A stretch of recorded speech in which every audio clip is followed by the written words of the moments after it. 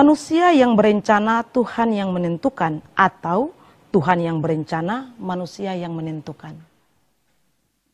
Manusia rencana, Tuhan yang menentukan, atau Tuhan yang rencana lalu manusia yang menentukan? Tidak bisa Tuhan yang rencana lalu manusia yang menentukan. Karena apa? Karena Tuhan itu adalah Tuhan yang berdaulat. Dialah yang menentukan segala sesuatu, walaupun juga Dia juga yang merencanakan segala sesuatu.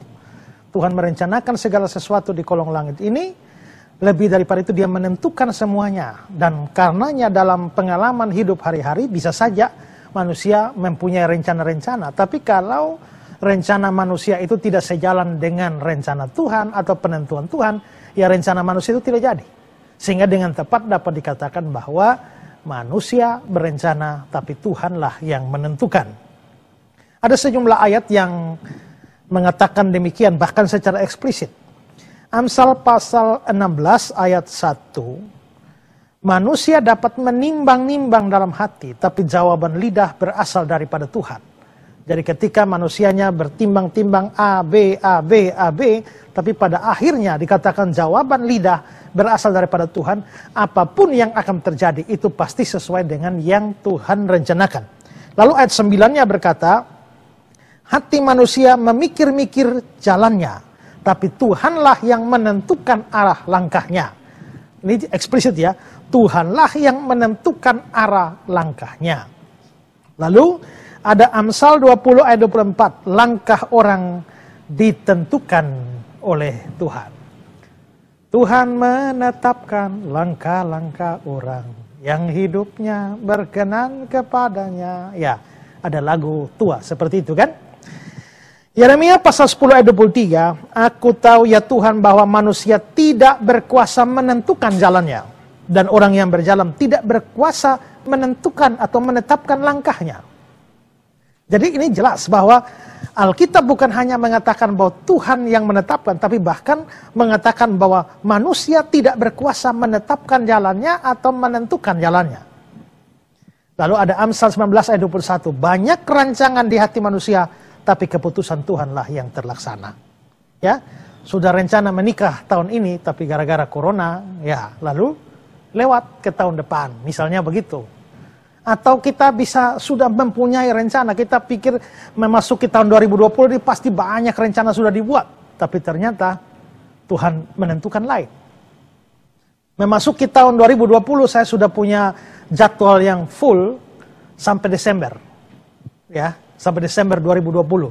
Tapi ternyata Tuhan menetapkan lain. Sehingga banyak jadwal itu yang harus ditiadakan atau dibatalkan gara-gara corona. Artinya kita bisa punya rencana, tapi Tuhan menetapkan semuanya. Itulah sebabnya, maka kita tidak boleh menetapkan segala sesuatu seolah-olah kita punya kuasa. Makanya dalam Yakobus itu dibilang bahwa hari ini atau besok kami akan pergi ke kota anu, kami akan tinggal setahun dan kami akan berdagang dan mendapat untung. Tapi dikecam bahwa segala, bukan mengecam rencananya, tapi kalau kita lihat dia punya rencana sama sekali tidak melibatkan Tuhan di dalamnya. Tidak ada doa di dalamnya.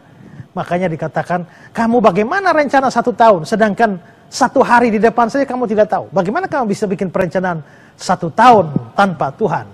Ya, makanya dalam surat Yakobus dibilang, seharusnya kamu berkata, jika Tuhan menghendakinya, kami dapat berbuat ini dan berbuat itu. Kalau Tuhan tidak menghendaki, tidak bisa. Ya. Apapun yang kita lakukan dan kita pikir pasti dapat. Tapi kalau Tuhan tidak bilang tidak, pasti tidak dapat. Ya, ada keuntungan besar di muka hidung. Kita pikir pasti kita raih. Tapi ternyata kalau Tuhan tidak menghendakinya, berkat itu atau keuntungan itu pergi. Tapi misalnya berkatnya lagi di Papua sana. Tapi kalau Tuhan menetapkan bahwa itu akan menjadi milik saudara, ya maka seketika dia bisa datang pada saudara. Jadi memang kita boleh punya rencana, tapi Tuhan yang menentukan semua. Karena itu dalam bikin rencana apapun harus selalu minta pertolongan Tuhan. Jika Tuhan menghendakinya. Saya teringat Tancredo Neves. Ya. Tancredo Neves salah seorang politikus dari Brasil.